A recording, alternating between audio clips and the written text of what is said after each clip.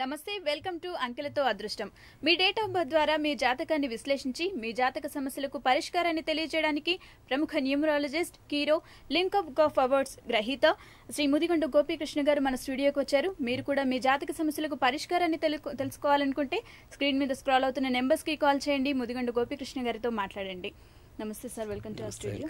Sir, name change గురించి మాట్లాడుకున్నాం ఇంతకుముందు. అయితే అఫీషియల్గా నేమ్ చేంజ్ ఎలా చేసుకోవచ్చు అంటారు? ఇది అఫీషియల్గా మామూలుగా మన పేపర్లు చూసినప్పుడు పేరు మార్పు, కొన్ని ఇంగ్లీష్ పేపర్లో చేంజ్ ఆఫ్ నేమ్ అని ఒక కాలం కూడా ఇస్తారు. అది part and parcel of formality అనమాట నేమ్ చేంజ్కి. మొట్టమొదటి ఎవరైతే పేరు మార్చుకోదలుచుకున్నారో వాళ్ళ ఏరియాలు, అది విజయవాడ అయితే విజయవాడ, గుంటూరు, హైదరాబాద్, ఏ ఊరైనా సరే ఆ దగ్గరలో ఉన్న ఎంఆర్ ఆఫీస్కి వెళ్లాల్సి ఉంటుంది. నెట్లో వెళ్ళి ఆంధ్రప్రదేశ్ గెజెట్ అని కొట్టగానే ఒక ఫామ్ వస్తుంది. దాంట్లో old name, new name, old spelling, new spelling ఉంటుంది, మనకు కావాల్సిన పేరు. దాంట్లో రాసుకున్న ఫామ్ ఎంఆర్ ఆఫీస్ కనుక ఇచ్చేస్తే ఎంఆర్ వాళ్ళు 2-3 days టైం తీసుకుని వాళ్ళకి ఒరిజినల్ సర్టిఫికేట్ ఇస్తారు. ఆ సర్టిఫికేట్ని హైదరాబాద్లో చంచల్గూడ దగ్గర గవర్నమెంట్ ప్రింటింగ్ ప్రెస్ ఉంటుంది, గెజెట్ అంటారు. ఆ ప్రింటింగ్ ప్రెస్ వాళ్ళకి ఇస్తే అక్కడ మళ్ళీ వాళ్ళు ఒక ఫామ్ ఇస్తారన్నమాట. మొత్తం ఫిలప్ చేసేస్తే 1 week to 10 days లోపు అప్పుడు అక్కడ గెజెట్ అని చెప్పి 5 కాపీలు ఇస్తారు ఆంధ్రప్రదేశ్ గవర్నమెంట్. దాంట్లో ఒక ఒరిజినల్ పాస్పోర్ట్ ఆఫీస్లో క్యాస్టీస్ ఇవ్వాల్సి ఉంటుంది. మిగతా 4 ఒరిజినల్స్ని మనకు కావాల్సిన జిరాక్స్ కాపీలు తీసుకోవటం, ఆ తర్వాత ఎక్కడైనా మన సర్టిఫికేట్లు పెట్టాల్సినప్పుడు ఇది అనెక్సరీగా దానికి పెడతారు. చాలా మంది నేమ్ చేంజ్ అంటే మన 10th క్లాసు, డిగ్రీ ఆ దాంట్లో పేర్లు ఉంటాయి కదా, ఆ పేరు చెరిపేసి కొత్త పేరు ఇస్తారేమో, కొత్త సర్టిఫికేట్ ఏవి రావు అలాగే ఉంటాయి. కానీ ఆ దాని జిరాక్స్ పెట్టి ప్రతిసారి చేంజ్ ఆఫ్ నేమ్ ఉంటుంది కాబట్టి అనెక్సరీ పెట్టాలి. దానికి పెడితే యాక్సెప్ట్ చేస్తారు ఎక్కడైనా కూడా. ఇది అఫీషియల్గా అవుతుంది. ఇది మామూలుగా 10-15 రోజులు టైం పెడుతుంది అనమాట. లోకల్ వాళ్ళ దగ్గర ఎక్కడుంటే ఎంఆర్ ఆఫీస్ దగ్గర ఫస్ట్ స్టెప్ ఎంఆర్ఓ ఇస్తారు, గవర్నమెంట్ ఆఫ్ ఆంధ్రప్రదేశ్ అని ఇస్తాడు అతను ఒరిజినల్. ఆ ఒరిజినల్ తీసుకెళ్లి government printing press Hyderabad Chanchalguda ఉంది, అక్కడ వాళ్ళకి ఇస్తే 15 రోజులు చేసేస్తారు. చేసిన తర్వాత ఫార్మాలిటీ అంటే ఏదైనా ఒక తెలుగు దినపత్రిక కానీ ఒక ఆంగ్ల దినపత్రికలు కానీ ఇది మెన్షన్ చేయాలి. I so and so son of old name here after called I so and so అని చెప్పి 2 పేపర్లు ఇవ్వాలి నోటిఫికేషన్. ఇది చేంజ్ ఆఫ్ అఫీషియల్ పద్ధతి. ఓకే సార్, ఒక కాల్ తీసుకుందాం ఇప్పుడు. జోషి గారు కూకట్పల్లి నుండి. హలో. హలో, నమస్తే మేడం. నమస్తే అండి, డేట్ ఆఫ్ బర్త్ చెప్పండి. డేట్ ఆఫ్ బర్త్ వచ్చి సెప్టెంబర్ 10, 1984 మేడం. మా తమ్ముడు. ఓకే. పేరు సాయికృష్ణ మేడం. ఓకే, దేని గురించి? జాబ్ ఎప్పుడు వస్తుంది, మ్యారేజ్ ఎప్పుడు అవుతుంది అన్నది తెలుసుకోవాలి మేడం. ఓకే అండి, తప్పకుండా గోపీకృష్ణ గారితో మాట్లాడండి. చెప్పండి సార్. అంటే ఏజ్ వచ్చింది కాబట్టి 2 అవసరం అవుతున్నాయి మీకు. ఏజ్ 2టికి అవసరం, జాబ్కి దీనికి. అంటే జాబ్ పాయింట్ ఆఫ్ వ్యూ చెప్పాలంటే కాస్త లేట్ ఏంటంటే 27 years ఉంది. ఇది సెప్టెంబర్ 27 years ఇప్పుడు age. Job point of view చూసుకుంటే 2012 అంటే ఈ సంవత్సరం వదిలేయండి, సంవత్సరం అంటే కొన్ని రోజులే ఉంది. 2012 ఫిబ్రవరి, మేలో జాబ్ వచ్చే అవకాశం ఉంటుంది. ఇక మ్యారేజ్ విషయానికి వస్తే 27th year, ఇక్కడ డెసిషన్ నెంబర్ 5 వచ్చింది కాబట్టి, టోటల్ 5 వచ్చింది కాబట్టి ఉద్యోగంలో ముందు అతను జాయిన్ అవ్వాలి, అది పర్మనెంట్ జాబ్ అవ్వాలి. అయిన 2 సంవత్సరాల కంటే 29th మ్యారేజ్ పెట్టుకోవాలి. ఎందుకంటే ఇక్కడ డెసిషన్ నెంబర్ 5 ఉంది కాబట్టి, డేట్ ఆఫ్ బర్త్ 1 ఉంది కాబట్టి పెళ్లి జరగబోయే ఎపిసోడ్ ఎలా ఉంటుందంటే ముందు ఈయన రెడీగా ఉండాలి. అంటే మంచి ఉద్యోగము, చుట్టూ ఫర్నిచర్ అన్నీ ఉండి ఫైనాన్షియల్గా బాగుంటేనే పెళ్లి చేసుకోవాలి. ఎందుకంటే స్వతహాగా ఈయన కొంత ఖర్చు మనిషి ఉంటుంది.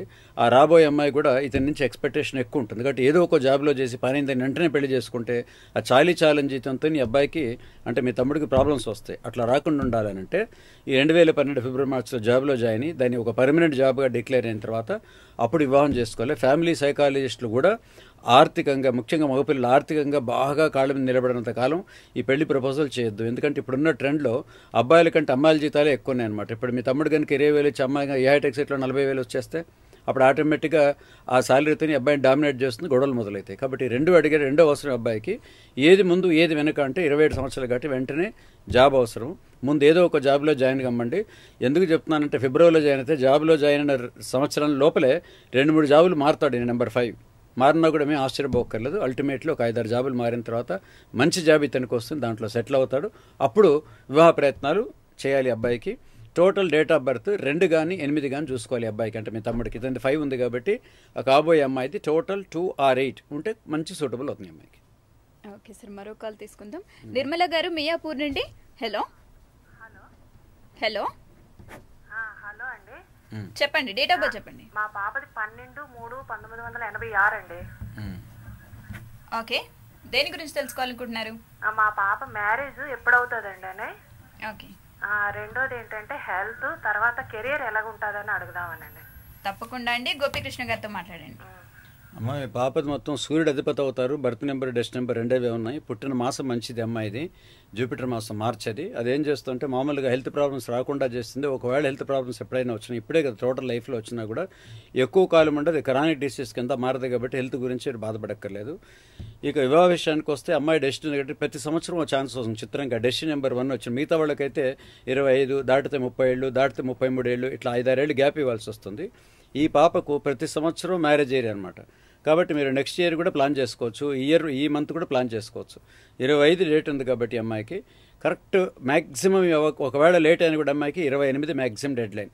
28 లోపే అమ్మాయికి వివాహం అయితే మీరు వెంటనే చూడొచ్చు. దానికంటే ముఖ్యమైనది టోటల్ డేట్ ఆఫ్ బర్త్ అమ్మాయిది 1 వచ్చింది కాబట్టి ఆ కాబోయే అబ్బాయిది 4 కానీ 7 కానీ చూడండి. అంటే తేదీ, పుట్టిన తేదీ, నెల, సంవత్సరం 3 కూడితే 4 కానీ 7 కానీ రావాల్స్తే అమ్మాయి మ్యాచ్ బాగుంటుంది. ఓకే సార్, మరో కాల్ తీసుకుందాం. శ్రీనివాస్ గారు హైదరాబాద్ నుండి.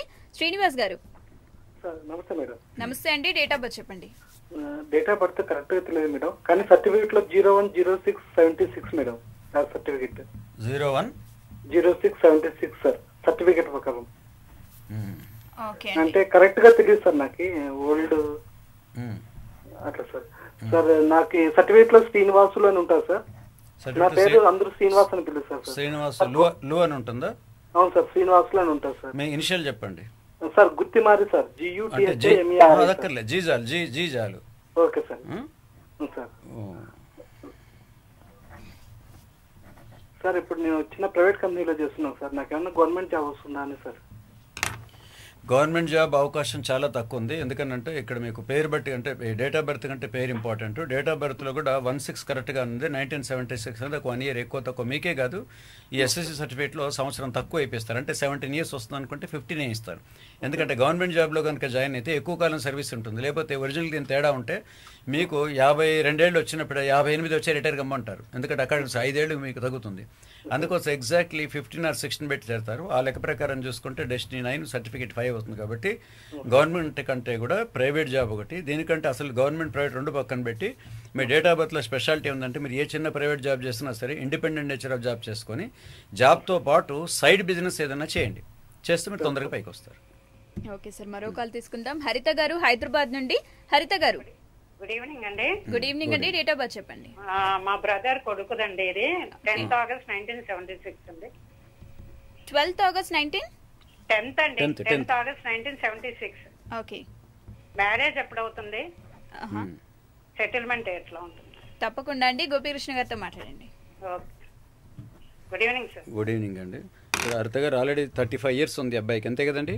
అవునండి. 35 ఇయర్స్ అంటే ఇది కొంచెం లేట్ మ్యారేజ్ కింద ఉంది. అంటే ఇతనికి 3 సంవత్సరాల కింద ఆఫర్ వచ్చింది. అంటే ఈ డేట్ ఆఫ్ బర్త్ న్యూమరాలజీ ప్రకారం ప్రతి వాళ్ళకి అమ్మాయి అయినా అబ్బాయి అయినా కూడా 3 సార్లు మ్యారేజ్ ఆఫర్స్ వస్తుంది. 3 ఏజ్లలో వస్తుంది. అంటే ఈ తరాన్ని వాడిని కనుక హుస్సేన్ సాగర్లో వేస్తే 3 సార్లు చేతులు ఎత్తాడు, 4వసారి పీకల దాకా నీళ్ళు వస్తాయి కాబట్టి ఆ తర్వాత చేయెత్తాడు. ఆ రకంగా చూసుకుంటే అబ్బాయికి ఎర్లీ ఏజ్లో 23-24 మ్యారేజ్ అవ్వాలి అబ్బాయికి. రెండో ఆఫర్ వచ్చి 32-33, అది దాటి 3 ఏళ్ళు అయింది కాబట్టి ఇప్పుడు 35 ఇయర్స్.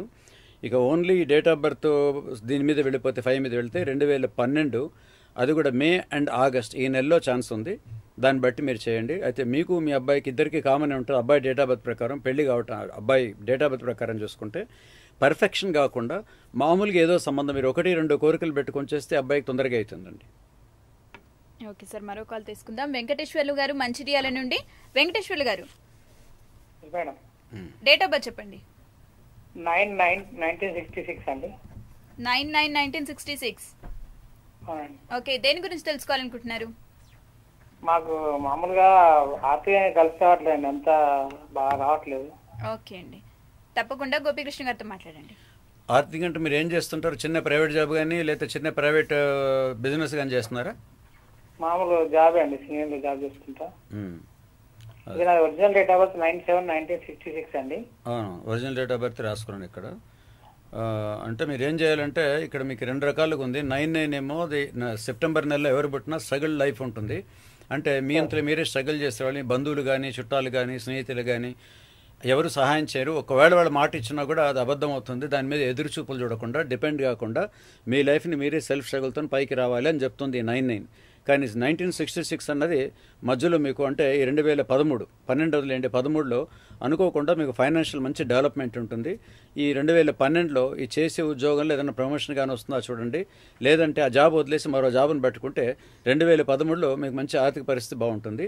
మీకు చిన్న ఇదేమిటంటే ఈ గ్రహాధిపతి వస్తున్నారు కాబట్టి మీరు ప్రతి శనివారం కానీ మంగళవారం కానీ వీలైతే రోజు కానీ మీకు దగ్గరలో హనుమాన్ టెంపుల్కి వెళ్ళండి. ఇప్పుడు మీరు నన్ను అడిగిన ప్రశ్న అక్కడ ఆయన అడగండి. ప్రశ్న బదులు ప్రశ్నలు అడగకూడదు, డైరెక్ట్గా నాకు ఇది కావాలి, ఇంకో మంచి ఉద్యోగం కావాలి, ఫైనాన్షియల్ డెవలప్మెంట్ కావాలని అడగండి. తప్పకుండా 40 డేస్లో నెరవేరుతుంది మీకు.